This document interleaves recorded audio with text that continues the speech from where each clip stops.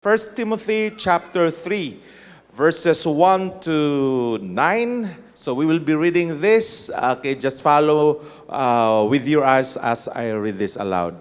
Okay, nanabobodiha, say amen. Okay, verse 1. Okay, this is a true saying. If a man desire the office of a bishop, he desireth a good work. A bishop then must be blameless, the husband of one wife, vigilant, sober, of good behavior, given to hospitality, apt to teach, not given to wine, no striker, not greedy to filthy lucre, but patient, not a brawler, not covetous, one that ruleth well with his own house, having his children in subjection with all gravity. For if a man know not how to rule his own house, how shall he take care of the church of God? Not a novice, lest being filled up with pride, he fall into the condemnation of the devil. Moreover, he must have a good report of them which are without, lest he fall into reproach and the snare of the devil. Likewise must the deacons be grave, not double-tongued, not given to much wine, not greedy of filthy lucre, holding the mystery of the faith in a pure conscience. Let's pray. Heavenly Father, thank you, Lord, that we can have this time nga makatuon na po sa imong pulong. We pray that you will bless us sa among pag-learn ini, and even on the subject, the scriptural church offices.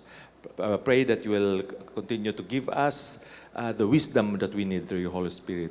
All these things we ask and pray in Jesus' name. Amen. Palihog maglingkod mo. So we are now in this time, the title of our, okay, next slide. The title is on the scriptural church offices. So we are actually mentioning about a certain office or a position in a local church. Similarly sa ato nga government na atay gitawag og presidente, na office of the president, office of the vice president, and so on. So those are the offices that sa government from top to down the line, and even sa mga other nga mga churches. Pero sa ato nga case, we are talking about the scriptural church offices being diri sa atoa, being a Baptist church. Unsa ato ang pamalakad based on the scripture. So if we take a look at Philippians 1:1, naay duha ka buok diha gag-mention nga about sa mga offices sa church, which Paul and Timotheus mentioned to the Christians at Philippi. So he said, the servants of Paul and Timotheus, the servants of Jesus Christ, to all the saints in Christ Jesus which are at Philippi, with the bishops and deacons. So meaning there are believers at Philippi, then ang naglid na sa mga church mo ang gitawag na to mga bishops and deacons. Okay, so with that, diri na to mahisgutan unsa ang mga gitawag na to og mga offices nga nasa at sa certain nga local church. So or in our Baptist church. So the first one is that of a pastor. Pastor. Yung sir, wala may pastor ito, bishop raman. Actually, tulo ka mga words nga diin interrelated nga nagmean og same thing, which is that of the pastor. Namely, a pastor, a bishop, and elder. So when we talk about a pastor, it is from the Greek word poimen, which means shepherd. Okay. So then, the duty of which of this office is to feed. Okay, to feed the flock. Then we have the next is that of a bishop. Okay, the Greek word is episkopos, which means overseer. Overseer, giving oversight, nagatanaw. So the design of the office is to take heed of the flock of God.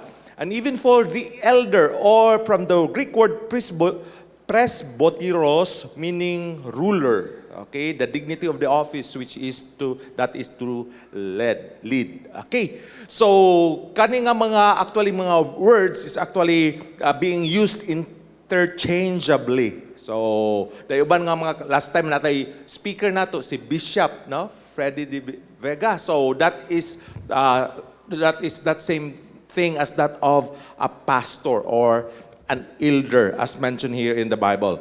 So if we are to take a look at Titus 1 in verses 5 and 7, makita nato the words elder and bishop nga they are in the same context. If you take a look at it, it says, "For this cause left I thee in Crete," si Paul ni to Titus, "that thou shouldest set in order the things that are wanting, and ordained," what?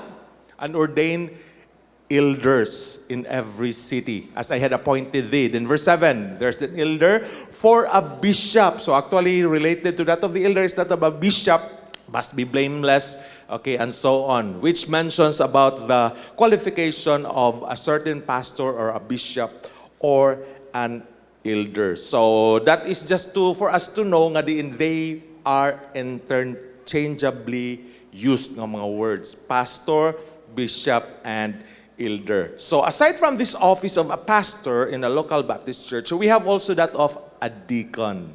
So if you remember sa ato nga during sa ato midweek, we have been praying for that the Lord will give lead for the deacon nga mo i-appoint or i-elect sa church sa ato nga diri sa Pigkarangan Bible Baptist Church. So what do we mean by a word deacon?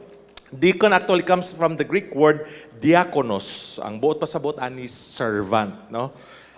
Servant. So dili master, servant. Oh, nag-alagad. So ang iyang root meaning actually ani is which means to be busy in service. So dili lang ang Greek word nga diakonos ang gigamit na apoy diakoneo. Diakoneo which means minister.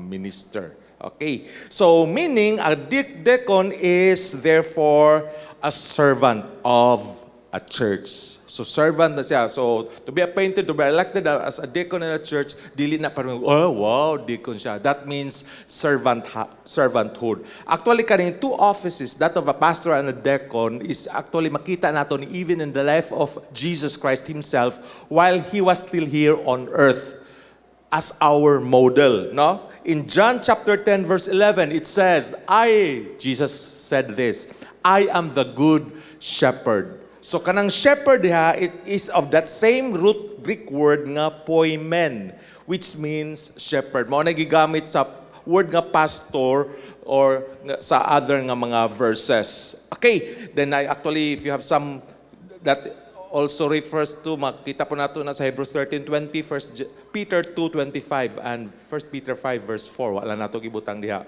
Okay, and in Matthew chapter 20 verse 28, He came to, even the Son of Man came not to be ministered, but to minister. Unsa daw?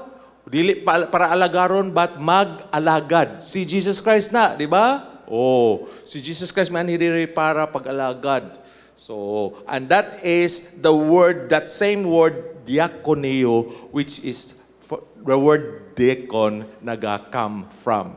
Okay, so si Jesus Christ, He ministered, no, when He was still on earth, okay, not to be ministered. So that is the word deacon nga gi-mention diri. So duha lang ka offices or gitawag natog scriptural church offices nga gi-mention diri sa ani nga atong gibasa sa scripture. Okay, that of a pastor, bishop, elder, which is that they mean the same thing, and that of a deacon.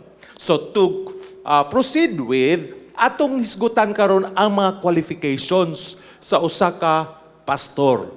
Labi na na mga gusto mag-pastor, and desire to be a pastor.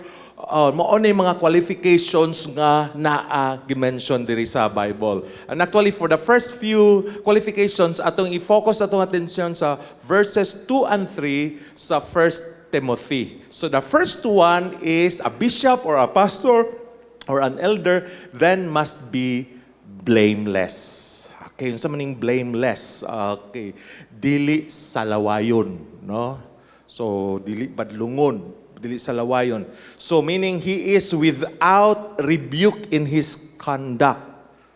No? Pagingon nga, kailan mo ni pastor so and so? So dili ma-relate nga katong ay katong kuan murag manigative lain murag salawayon ang mahuna-hunaan sa usa ka believer katong na kuan nahulog sa kanal o hagbong sa tulay. Oh, so dili maayo nga connotation when we have that. So that's why we have this qualification, a pastor must be blameless. Oh, kay mao nang giingon siya sa 2 Corinthians 6 verses 6:3, giving no offense in anything, that the ministry be not blame. So actually in this verse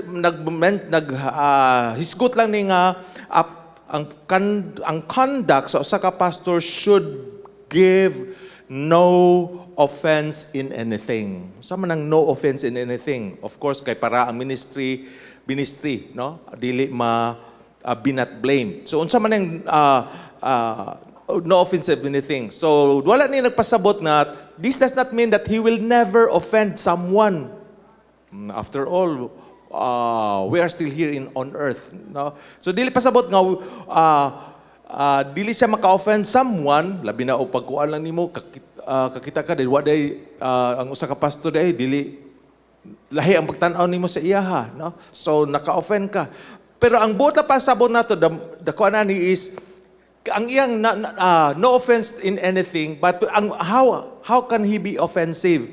Dito na sa actually sa pulong sa Ginoo. So ang message nga iyang gidala, which is the word of God, he is to preach this in an offensive manner. Unsa man offensive, di ba sa basketball unsa man defense ug offense, so unsa man offensive in a way, no? So may kag offensive, so that is what we mean in an offensive manner. So pag preach niya offensive, knowing of course the Bible itself says, okay, all scripture is given by inspiration of God and is profitable for doctrine, for reproof, for correction. So that is kung yung for reproof, for correction, that must be an offensive thing. Oh, badlungon ka sa imong mga sala, no? Pahinumduman ka sa pagpadayon sa pagpangalag sa Ginoo, dili mag-backslide and so on. So that is what we mean being that his preaching must be the one that is offensive. So the message is to preach is offensive, but he is not to be offensive. No? So dili siya grabe pastor sakit kay mawali. After all, ang pulong man sa Ginoo yung gidala. So kay ang iyang gingon that the man of God may be perfect, thoroughly furnished unto all good works. So unsa man paghibalo, yung lang sige lang padayon lang. Oh, padayon lang sa imong gibuhat. Okay ra na. Anaon. So how can he be made matured, thoroughly furnished unto all good works kung walay offensive nga pagwali sa pulong sa Ginoo? Oh, so that's the one that kuan. Pero the thing nga giving no offense sa iyahang nga pagka-pastor, sa iyahang nga bilang pastor as one of the qualifications. So not only that he must be blameless, and the second one is of course that is it. He must be the husband of one wife. Sayo na ni sabto no, unsa nang husband? Kung husband na anay asawa. Saan man ang husband nga walay asawa? Oh, bahala ka bantagon og husband. Pero husband, so naay asawa. So actually, it means one of these three things. So a pastor must be a married man. Dapat minyo. Oh, so kanang magpastor nga way planong magminyo. Okay, anyway, naman tayo example for the case of Paul, naman siya gitawag og gift of celibacy.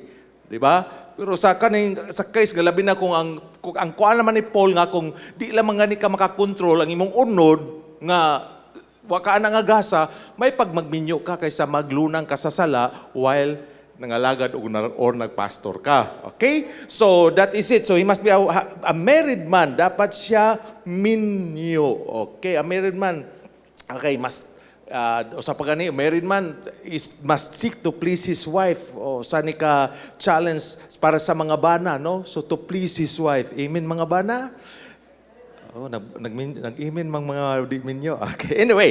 So, okay, married man then a pastor cannot another meaning is pwede hinani. A pastor cannot have concubines. Dili pwede na siya puyo-puyo, dili pwede nga na siya kabit or mag-practice siya og polygamy. Unsa man ni polygamy? More than one wife. So, kay mingon na, a husband of, gi-specify man to. Pila? 2, 3, a husband of one wife. Oh, so, dili pwede nga daghan imong asawa. So, isa ra gyud. Si King Solomon, sir, kuan man lagi to, daghan man lagi to concubines. In fact, 700. Ang pangatana, pastor ba siya? Kana pangatana. So, a pastor must be a husband of one wife. Okay, anyway, that's the Old Testament thing. Ato lang mention na, but that is what is one of the qualifications to become a pastor. Okay, so another thing nga mo kuan ani nga that mean that the husband of one wife is a pastor cannot be divorced. O dili siya pwede nga nagitaga mo file siya annulment then magminyo na pod. Kaya how can he be a husband of one wife na divorce na siya then nagminyo na pod? Di ba? So na siya wife nga buhi pa, nanapod siya iyang gibulagan, nanapod another. So di na siya matawag a husband of one wife.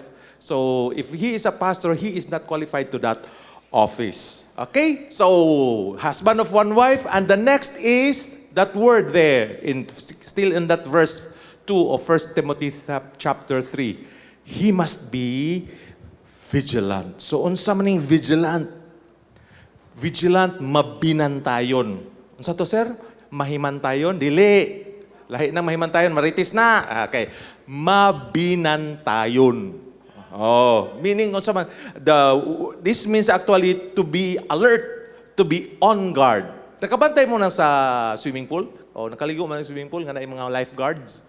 O unsa may buhaton sa lifeguards dito while nag-duty sila? Natulog, di ba? Pareha sa uban diri. Dili.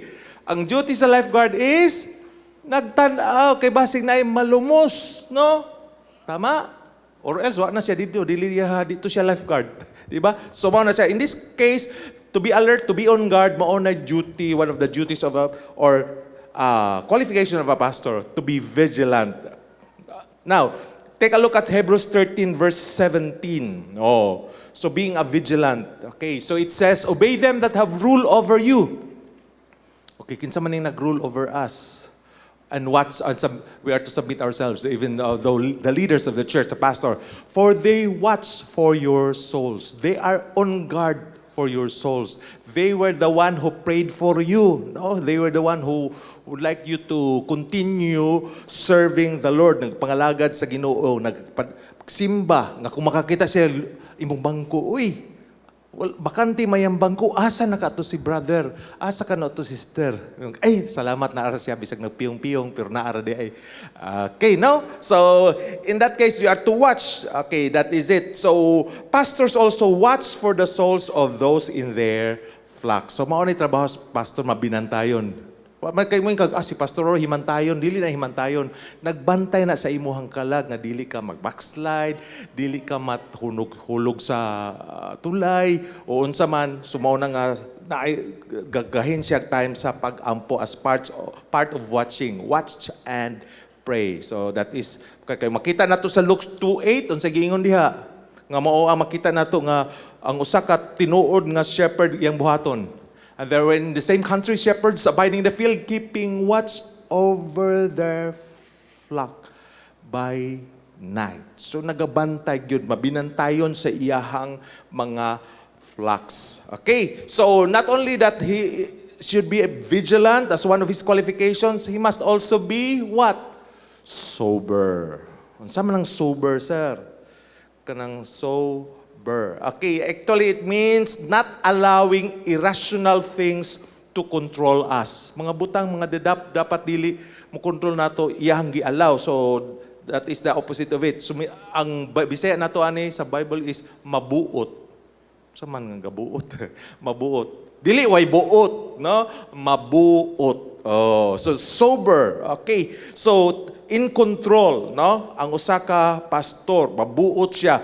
Naay rason nga nung, tulo ka rason nga nung usa ka pastor must have this temperament nga sober or mabuot.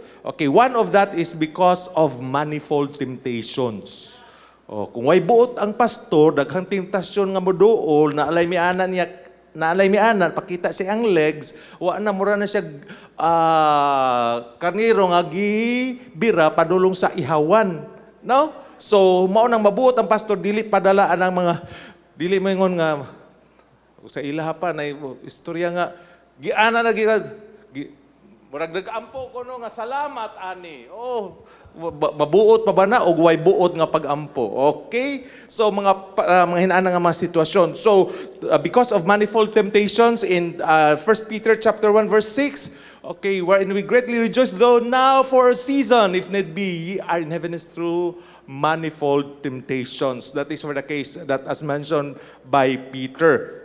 Okay, in chapter 4 verse 7, why a pastor should be sober or one is to be sober? Because the end of all things is near. No?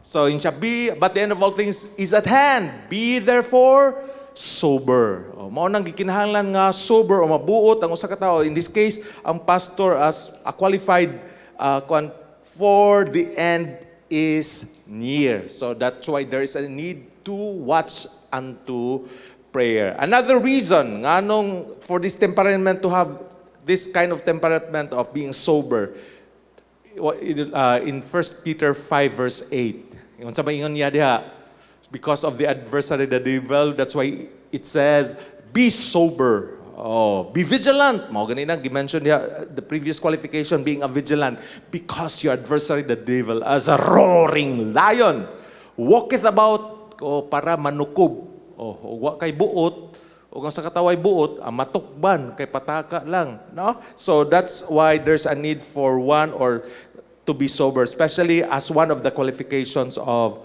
a pastor. So a pastor must be balanced and controlled in his emotional makeup. Okay? So that is what we mean by being sober. Okay, now, not only that he must be sober, another thing is that he must be of good behavior. So a pastor must be of good behavior. Unsa man ni? Good behavior. Unsa man? Maram ko na GMRC sa una nato, no, sa mga karaan ng mga estudyante na may GMRC, good manners, unsa na? And right conduct, di ba? Good morals and right conduct, marag part of sa iya certificate of good moral. So this has to do with conduct, which for a pastor nga iyaha nga ma-attain kani nga maong of good behavior. No? So dili ngo gagapataka nga maraga pabadlong, so maayo nga batasan. Okay, in 1 Thessalonians 2:10, it says, ye are witnesses, and God also, how holily and justly and unblameably we behave ourselves among you that believe. This is what Paul says to the Christians at Thessalonica. So Paul, they themselves behave, no? So they are of good behavior. So so a pastor should have this testimony among believers, that one of a good behavior. Another one, 2 Thessalonians 3:7, for ye yourselves know how ye ought to follow us. So si pastor nagaingon sa mga Christians sa Thessalonica nga sundon sila ko. So meaning, angay dapat sila sundon, kaningon siya to follow us, for we behave. Nagbehave sila. Dili sa, not ourselves disorderly among you. So ilang pagbehave is in an orderly manner. So a pastor should cause others to want to follow his example. Similar to what Paul said, so mao na nga makaingon pag ma-follow na to itong pastor, kay in the first place, he is of good behavior as one of the qualifications. Napabata niya, church? Okay pa bata? Okay, so paatong padayunon. So not only that a pastor, one of the qualification of pastor is of good behavior, he must be given to hospitality. Unsa man sir, ma-hospital ang pastor? Given to hospitality. Meaning, ang usa ka pastor dapat maabi-abihon. Ang kadum naman katong ingon si ato ang speaker ganihan siya, pasalamat misang pastor, kapastor sa iyang hospitality, di ba, sa iyang prayer. So in that case, that is one way of that kind of qualification that a pastor must have, maabi-abihon. So what does Titus 1:8 says? It says, but a lover of hospitality, a lover of good man, sober, just, holy, temperate. So makita nato diha in that verse that a pastor must be a lover of this practice. O sa klase nga practice, kaning maabi-abihon. Maabi-abihon sa mga katawhan. So it should bring him particular joy to help care of people. Kana bang dilingon nga napugos lang abi-abi sa uban, pero naa na gid sa iya ang pagkamaabi-abihon. So that is one of the qualifications. Okay, next. We have the apostle, not only he is given to hospitality, but he must be up to teach. Something up to teach. When we say up to teach, andam pagtudlo. No? So andam siya kaming pastor, you are really nag-coin na sa imuha nga mutudlo ka. So ato ning tan-awon og klaro sa Ephesians 4:11. Na-mention man nila nga Bible na sa ato ang Sunday school, no? And he gave some apostles, some prophets, and some evangelists, and some pastors and teachers. Ang pangutanan nako, pila man ni kabuok ni diri. Kay prior diha na mga punctuation marks, no? Semicolon, then comma. So, pero pag pastors and teachers, walay colon, walay kama diha, semicolon, which means isara na, di na siya duha. So, walay punctuation of the verse nga di nag-separate sa two. So, meaning kung pastor ka, teacher ka pod. So, mo na yung implication diha. So, ato na yung klaro ha. Pag pastor ka, tudlo kag Sunday school, di ko, pastor man ko. No. That's part of your being one of your qualifications. Kay pastor ka, so you are expected to teach. Di ba? O mga bata, teacher. So that is what we mean by this, pastors and teacher. Teachers. So, singular na to, you are a pastor and at the same time a teacher. Dili na duha ka tao. Okay? So, mo nang he must be up to teach. Now, in Acts 6 verse 4, makita nato ang primary job description sa pastor. Unsa man na siya diha? And we'll give ourselves continually to prayer, no? To prayer and the ministry of the word. Kay if you notice ani nga time sa aning book of Acts kani nga time ang good ang mga tao, mga kuan, ang mga ang sa church or kani nga time murag na ang uban nga mga balo, ang uban dili na ma-attend. Wala na natagad ba? O wala na tatagad. Ang focus nila, wala nakatagad nila. Pero ang kato mga pastors o mga elders, yun sila nga, pangita mo, no? Balikan, no? So, pangita mo akata, mo tambaya sa mga balo or sa mga those orphans or unlike, the like, kay sila as pastors, they are to do their main thing. Nga din sila katawag unsa man na prayer and the ministry of the word. So mao na ato makita diha. So a pastor must be up to teach. Okay, not only that he is up to teach, but he must not be given to wine. Okay. So not given to wine. According to verse 3 diha. So generic name ang good ni siya, the grape juice in either its alcoholic or non-alcoholic form, kaning wine diri. But the context usually makes clear the intended meaning. Unsa may meaning ani? Kay if you take a look at the case, chapter 3 mani. Katong sa chapter 5, si Paul nag-advise man kan Timothy because of his certain conditions ang persistent illness nga dili kinahanglan nga tubig ang imnon but a little wine. No? Nag-mention diha. So actually this therefore precludes kana unfermented grape juice as the meaning of the word under the qualifications of the pastor. So ngano mo why should i-forbid, no? I-forbid sa chapter 3 dayon i-recommend sa chapter 5 if that is the case. So medyo na ay contradict or na ay murag dili siya consistent. So in this case walay batatawag nato og kuan panguban pod ampo inom tagway mining mas Timothy ang pangutana gasakit Timothy yan nya ang unsa man nga klase nga wine imong gitake murag usa par gina ka botilya nahubog pa ka so lahi so not given to wine. That is one of the qualifications of a pastor. In fact, sa Old Testament times, si Aaron and his sons, no, they were forbidden, no, to drink those on intoxicated drinks. Even kings sa Proverbs 31 verse 4 and 5 nga dili sila painom ng wine. After all, ang ilang mga decisions ma-affected. Okay, so that's why a pastor must be a total abstainer from alcoholic beverages, both to set a godly example and that his judgment and discernment are not impaired. No? So, unsa ka, modul kas pastor niya, bago lang ginaon sa pastor. Pastor, magpatambag ko. Unsa man? Kanang mao ni, padayon, no? Walay maayo nga desisyon nga himuon kay dili na ang balang espiritu nas bino mooy gidala para maghimog desisyon. Tama? So, a pastor must not be given to wine. Okay, so we are down to the last some more before the time ends nato. So not only he is not given to wine, he must be a no striker. Okay, a pastor must be he must not be a striker. Unsa man striker?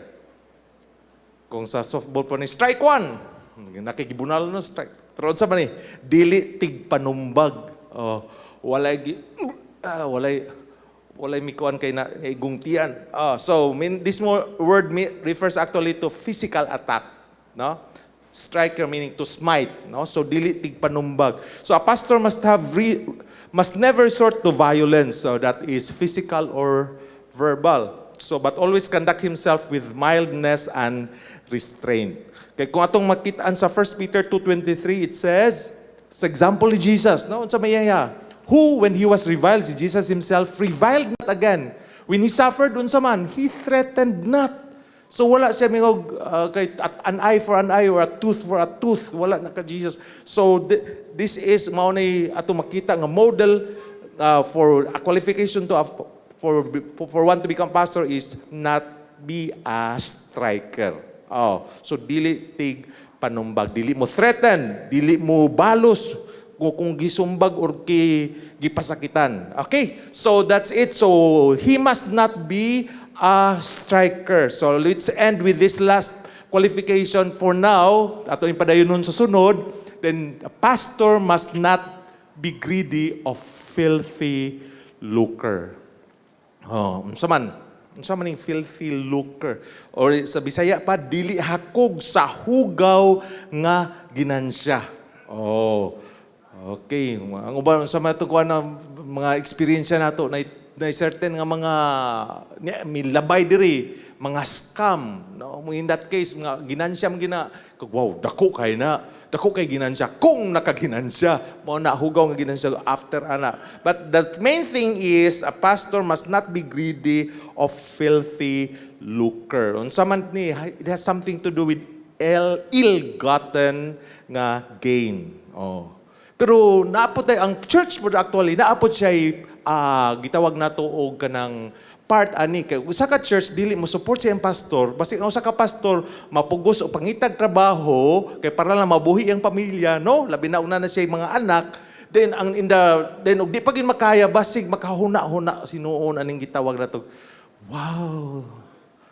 To I double your money in 2 hours unsa ba? No? So matintal kay tungod po sa sitwasyon mao na nga salamat ta sa Ginoo kay na church ug salamat ta nga ang sa ato diri naatay concern sa mga missionaries for those who are being sent to the field, no, to do the ministry of the Lord nga sila gitawag nga di na kinahanglan sila nga magdala pagkaugalingong bala para mo gamiton sa pagpamusil, di ba?